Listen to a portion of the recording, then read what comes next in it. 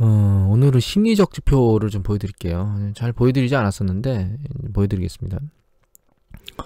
이거는 이제 이 다우지수에 여기 이제 요 초록색이라고 보이시나요? 초록색이라고 해야 될까?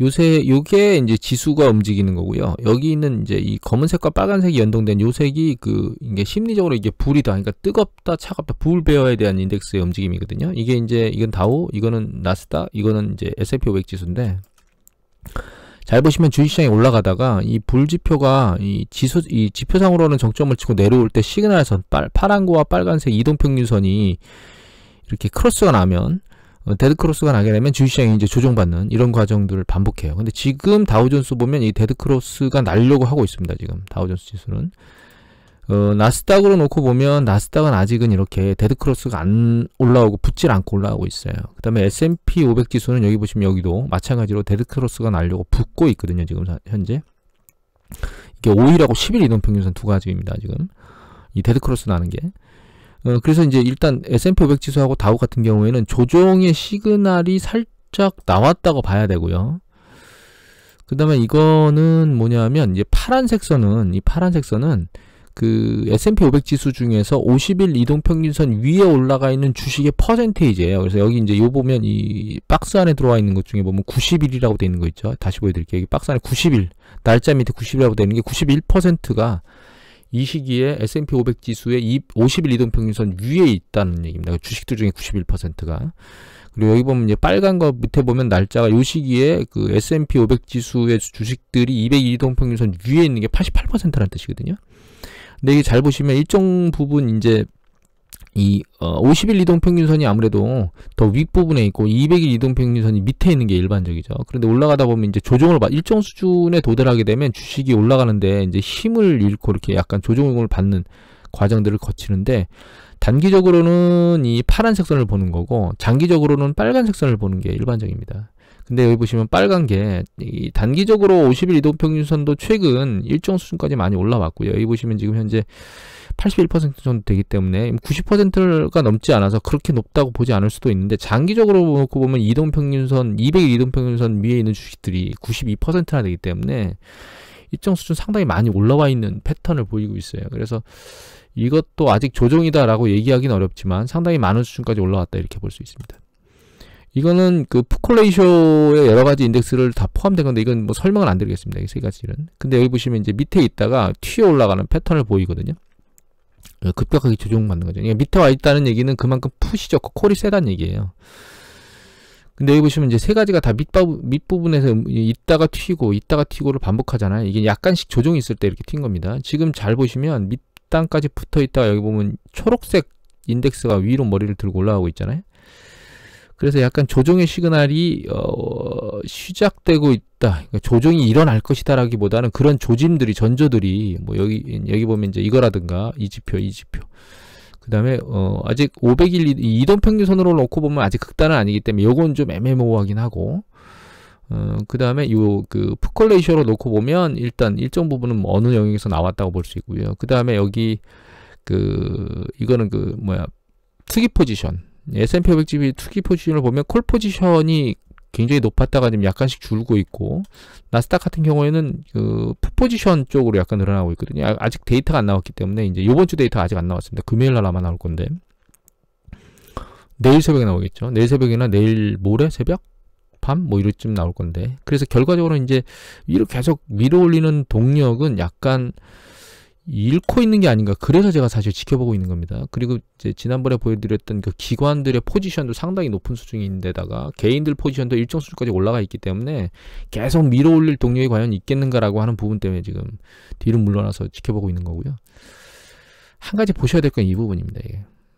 이게 CNN 비즈니스 데이터인데 이게 그 공포하고 욕심에 대한 지수인데, 이게 88이 넘으면 극단의 그 욕심에 빠져 있는 거거든요, 시장이. 보시면 현재 90일이에요. 그래서 이거는 이제 지표가 여러 개의 지표, 뭐 채권이라든가 옵션이라든가 스탁이라든가 이런 쪽에 다 지수를 포함해서 하는 건데, 이게 거의 보시면 최근 영역 중에서 그 붕괴 직전에 있었던 높이까지 밀고 올라가려고 좀 밑에 있죠, 사실. 그 정도까지 올라와 있는 상태이기 때문에 지금 시장은 사실은 일정 수준 광기에 휩싸여 있는 상황입니다. 우리나라 같은 경우는 잠깐 이런 지표들이 나오는 게 없기 때문에 뭐 기껏해야 뭐 빅스 지수나 이런 거 비슷한 게 나오죠. 저희 오늘은 빅스 지수를 보여드리진 않았습니다. 근데 그건 튀고 나서야 이제 느낌을 알기 때문에 그거 말고 이제 우리나라 광기는 이걸로 보여드리려고. 신용융자 잔고거든요, 이게.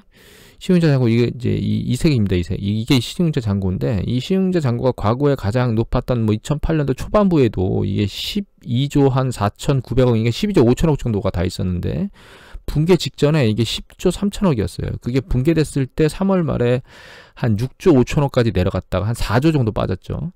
그랬다가 지금 얼마에 돼 있냐? 16조 정도 돼 있어요. 이 16조는 이거 월간이고, 일간으로 놓고 보면, 여기 보시면 17조 7천억이니까 거의 18조 가까이 갔죠. 그러니까 거의 3배 정도의 그 신용융자 잔고가 폭발적으로 일어났어요. 지난 3월 저점으로부터. 이 상황을 보고 그냥 얘만 보는 게 아니고, 이건 우리나라뿐만 아니에요. 미국도 신용융자 잔고가 다시 이제 급격하게 올라갔거든요. 미국은 그나마 이것보다는 나아요. 신용융자 잔고가 과거 이 붕괴 직전 수준 정도까지만 올라왔지, 이렇게 우리처럼 더 많이 올라오진 않았거든요.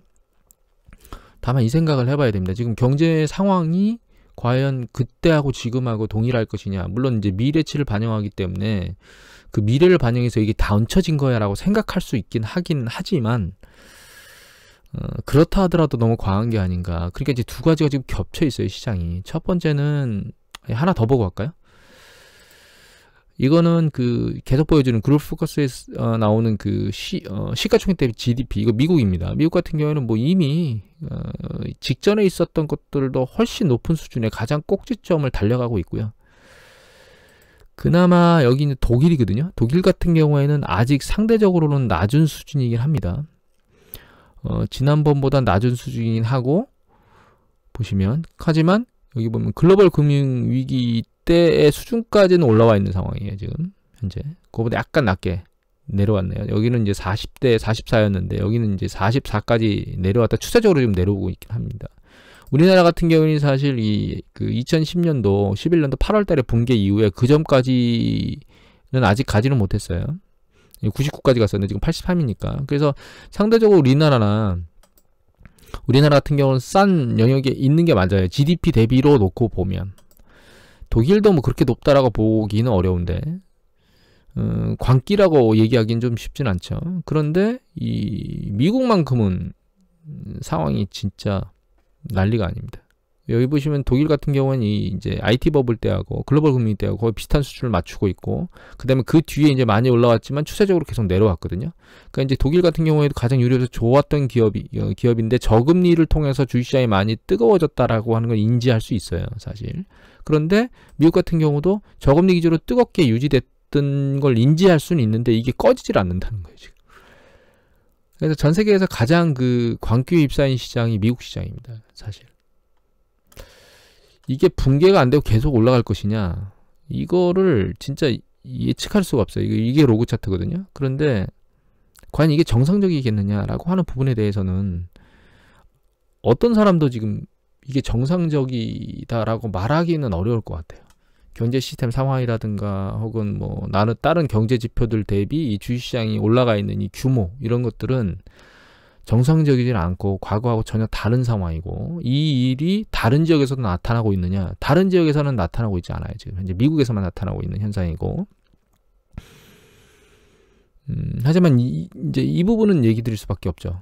과연 이게 붕괴될 거냐라고 하는 논점입니다. 붕괴될 거냐? 근데 붕괴돼야 되는 그 트리거가 지금 눈에 보이는 건 없습니다. 이제 말씀드렸지만, 그럼 붕괴된 트리거가 없다서 붕괴는 안 될 것이냐? 아니에요. 사실 붕괴는 어느 순간에 어떻게 될지 모릅니다, 사실. 모르는데 문제는 급격하게 조정을 받으면 투자자들의 투심이 너무 강하기 때문에 그걸 떠받치려고 하는 시도가 있을 것이고, 첫 번째. 두 번째는 그게 더 강해지면 연준하고 경기부양책으로 떠받치려고 하는 시도가 있을 거라는 거예요. 그래서 사실 여기서 붕괴된다 하더라도 이 저점까지 찍으러 내려갈까라고 하는 생각을 하고 있는 겁니다. 지금 사실 3천선에서 걸리도록 커버를 하지 않을까라는 생각을 하고 있는 겁니다.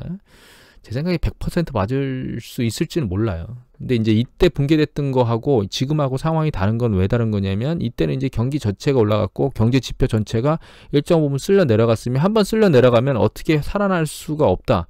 그러니까 어떻게 살아날지 모른다, 기간도 모른다 이런 부분하고 코로나 상황이 굉장히 심각했기 때문에 여기서 강력하게 한 번 더 붕괴될 수 있다라고 하는 생각을 가지고 있었던 거고, 지금은 코로나가 끝자락으로 가고 있고 경제 지표가 전부 다 쓸려 내려가는 게 아니고 일정 부분, 예를 들면 뭐 제조업 같은 영역 중에 일정 영역에서는 긍정적인 패턴들이, 연택 같은 경우에 긍정적인 패턴들이 나타나고 있죠. 나타나서 계속 움직이고 있고, 헬스케어도 마찬가지고, 그렇게 종합적인 게 아니고 부분적으로 갈라져서 움직이고 있기 때문에 붕괴에 대한 가능성이 낮다고 보고 있는 겁니다, 사실.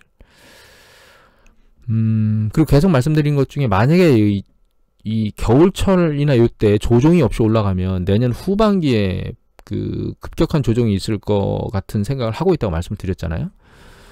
그래서 그렇게 생각하는 이유도 지금 이제 너무 광기에 휩싸여 있는 데다가 이 가치를 대변할 만한 근거가 없다라고 하는 부분 때문에 그 얘기를 드린 거고, 초반부에 조정을 받고 올라가게 되면 일단 뭐 조정을 받은 뒤에 탄력을 받고 올라갈 거기 때문에 일정 수준은 계속 점진적으로 올라간다면 내년 이제 하반기까지 밀고 올라갈 수 있다라고 하는 가능성을 오픈하는 겁니다. 그리고 이전에 말씀드렸던 것 중에 제가 IT 버블 붕괴와 관련된 얘기를 드렸잖아요. 2007년도에 이때. 2000년도에 IT 버블 붕괴. 이때 사실 경기 수축 국면은 굉장히 짧았는데 그냥 추세적으로 계속 흘러내려갔다는 말씀을 드렸어요. 이게 기간이 3년입니다. 3년. 여기서부터 여기까지가 한 3년 걸렸어요. 그리고 이 글로벌 금융위기 때는 여기서부터 여기까지가 3년이 아니고 한 1년 한 5, 6개월밖에 안 걸렸거든요. 근데 지금 조정 없이 이렇게 올라가고 있는 상황에서 사실은 지금 아스트라제네카에 대한 문제도 있는데, 제가 가장 혹시라도 문제가 있을 거라고 생각되는 거는 백신의 효과가 굉장히 세다고 얘기를 해서 나왔는데, 아스트라제네카처럼 모더나나 화이자나 이런 쪽에서 실제로 이제 뚜껑을 열어봤더니, 예를 들면 뭐 항체 혼성률은 90% 정도 되는데 유지율이 낮다거나 이렇게 해서 우리가 예측하지 않았던, 그러니까 지금 기대하고 있던 부분들이 붕괴되면 내년도에 그 경제 성장의 속도가 굉장히 빠르지 못할 수도 있다라고 하면 그 실망감 때문에 얘가 이유 없이 그냥 붕괴는 안 되더라도 이렇게 스물스물 그냥 흘러내리는 그런 과정을 거칠 수 있다라고 하는 시그널까지도 오픈하고 있어야 된다는 것 때문에 예전에 이제 그 얘기를 드렸어요. 지금 어떻게 대응해야 될 것이냐? 지금 S&P나 뭐 이제 글로벌의 그 유명한 투자 기관들 같은 경우에는 포트폴리오를 재편해서 뭐 예를 들면 미국 포지션을 줄이고, 그 다음에 이머징 섹터 쪽이나 중국 쪽 이런 쪽에 있는 포트폴리오로 여러 가지 늘리거나, 혹은 뭐 금이라든가 아니면 에너지 쪽에 원자재라든가 석유나 구리죠. 이런 쪽으로 포트폴리오 스프레드를 쭉 펼쳐서 위험성을 커버하면서 가야 된다라고 하는 이제 얘기들이 나오고 있거든요. 근데 그것도 좋은 방편 중에 하나긴 한데, 지금 그렇게 스프레드를 펼친다고 해서 과연 안전한 거냐라고 하는 부분들은 약간 물음표가 있습니다. 왜냐하면 첫 번째는 미국 시장이 붕괴되면 다른 쪽도 마찬가지로 붕괴될 거고, 그거에 대한 부분은 이제 조정에 대한 부분인데, 조정은 커버할 수 있지만 만약에 예측하지 못한 급격한 조정이 있을 경우에는 다 내려갈 거기 때문에 결과적으로는 그게 완벽한 그 포트폴리오 구축일 것이냐라고 하는 부분에 대해서는, 그러니까 위험을 잘 관리하는 것에 대해서는 약간 고민을 해봐야 될 것 같고, 그런 관점에서 놓고 보면 결과적으로는 현금 포지션을 일정 부분 쥐고 포트폴리오를 재편하는 게 가장 안전한 방법이 아닌가. 그러니까 밀려 내려갔을 때 그것을 떠받쳐서 사줄 수 있는 현금을 쥐고 있는 것이 가장 좋은 부분이 아닌가, 이렇게 생각을 합니다, 개인적으로는. 그래서 제가 권고드리고 싶은 것은 전체 현금 포지션 중에 일정 부분의 현금 포지션을 항상 여유 자금으로 대기시켜 놓고 나머지를 가지고 포트폴리오를 재편하는, 뭐 예를 들면 뭐 언택주를 일부 가져가고, 뭐 비언택주 관련된 저평가되어 있는 가치주라든가, 뭐 지금 현재 이제 산업재라든가 소재주 뭐 이런 것들이 다음번에 올라갈 것이라고 이제 예측되는 부분들이 많기 때문에 소비재, 그 다음에 산업재, 소재주 이런 것들 쪽으로 뭐 진입을 하든지 이렇게 해야 되는 게 아닌가라는 생각을 하게 되고요. 결론적으로 그 현금 포지션을 얼마나 가져갈 것이냐에 대한 부분들은 각자의 투자 성향에 따라 달라지겠죠. 그리고 투자에 대한 믿음에 따라 달라지기 때문에 그 부분들은 다 개인들이 결정을 해야 될 거고, 결과적으로 이제 뭐 예를 들면 소득에 대한 부분이 단절되어 있는 상황하에서 그냥 자산만 운영하시는 분들 같은 경우 현금 포지션이 커야 될 거고, 지금 소득 포지션이 계속 잘 만들어지고 있는 과정 중에 뭐 자산을 운영하는 부분이라면 뭐 공격적으로 운영을 하셔도 되겠죠. 그렇게 포트폴리오에 대한 개념을 각자가 알아서 자기의 상황에 맞춰서 현금 자산과 위험 자산의 비율을 조절하면서 작업을 하는 게 맞을 것 같아요. 다만 개인적으로 말씀드리고 싶은 것은 금에 대한 부분인데, 금은 향후에 제가 금 추세에 관련돼서는 이게 우리가 예측하지 않았던 붕괴의 수준까지 곤두박질 치지 않는 이상 금은 추세적으로 위로 올라갈 수가 없다고 보고 있고요. 붕괴된다 하더라도 결과적으로는 반등의 속도가 또다시 빨리 나타날 거라고 저는 생각하고 있거든요. 그래서 금은 추세적인 움직임보다는 머리를 반짝 들고 다시 떨어지는 이런 패턴의 움직임으로 단기적 대응을 해야 되는 액션을 취하셔야 되는 게 아닌가, 이런 생각을 하고 있습니다. 오늘은 이것으로 마치도록 하겠습니다.